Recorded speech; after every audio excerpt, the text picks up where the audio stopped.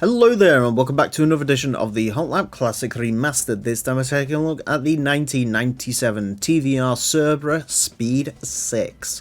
This is our third TVR Cerbera to take on the course. We've had the LM edition and the 4.2, now we have the Speed 6. I was originally going to run the Speed 6 without the racing modification, because this car comes in lots of fantastic factory colours, but I decided I'm just going to run it in racing mod, partly because it's a bit of variety and you don't see the racing mods for the Chimeras, but also because we had the TVR Tuscan Speed 6 go around, and that was pretty quick, and that set a time of like a 29.3, so I'm hoping maybe the Speed 6 TVRs are the way to go. I mean, I doubt it, but I'm hoping. I'm hopeful this one's going to be controllable like the LM edition was, but yeah, I'm not too sure on that.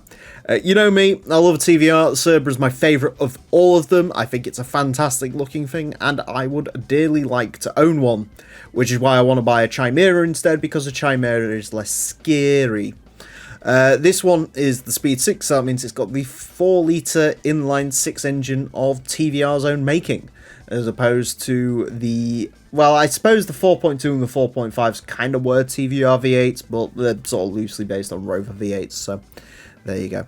Anyways, front engine rear-wheel drive, 549 horsepower, 1,007 kilos. Interesting thing to note, despite the fact that this is the Speed 6, the 4.5 litre, which we'll see later, is actually slightly more powerful and weighs slightly less, so something to bear in mind. So, in theory, the 4.5 should be quicker, but we will find out. Anyways, this car is going to get 6 laps of the Motorsports Land track in order to set the best time it possibly can. Our current leader is the Mitsubishi GTO LM Edition 97. That car set a time at 27.017. This Speed 6 is unlikely to beat that. Now, in terms of what this is targeting, I think the Tuscan might be a little bit too out of reach for this. I'd dearly love to go under 30 with this, but apart from the Tuscan, it seems the standard dealer TVRs have missed out slightly on going that far up. The quickest non-Tuscan TVR we've had is the Chimera 4.5 litre, which, again, the 4.5 litre is technically the quickest of all the Cerberas on paper. That car set a time of a 30.071, so I'm hoping we can get close to that. Now, 30.081, what is that? Very slightly slower, okay. That was admittedly a very conservative run, so I'm hoping there is an under 30 in this. In fact, I can almost guarantee there's an under 30 in this, but it's just keeping it under control, because at the end of the day, as much as I'm saying, oh, the 4.5 litre is slightly more powerful and slightly lighter, this car is still very powerful and very light, and there's the under 30, 29.917. First TVR to do an under 30, I am actually quite happy with that. The other cool thing with the Cerberas as well, the racing mod, depending on which one you go for, you get a couple of different colour options. This one, the Speed 6, comes in the traditional British racing green with the yellow highlights, which I do think looks fantastic. I'm going to go for a run up on that lap, because yeah, otherwise that lap's going to be a bit of a throwaway, because we're going to enter that corner very slowly. I'm actually over the moon we got the under 30. I was not expecting that out of this, to be perfectly honest. I was expecting this. It's not great to drive, I will be. You can feel the rear end is very fidgety, and there's, yeah, like that.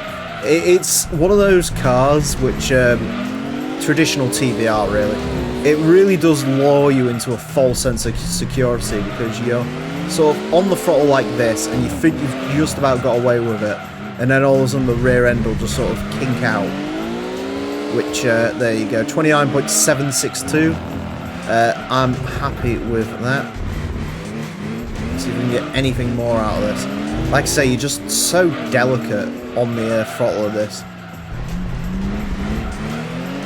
This does make me excited for what the 4.5 litre can do, though. Maybe it will beat the Tuscan. I'd dearly love to see that. But as it stands, we'll take that. Tried to keep hold of that drift, didn't quite hold on to it, but it wasn't too bad. Yeah, it's scary car to drive. You can see with the speed, even on that like GTO, this car is super quick in a straight line. It's just trying to keep it together, trying to keep it from throwing itself out at the last moment is very difficult. And yeah, there's a couple of cars that's slower than.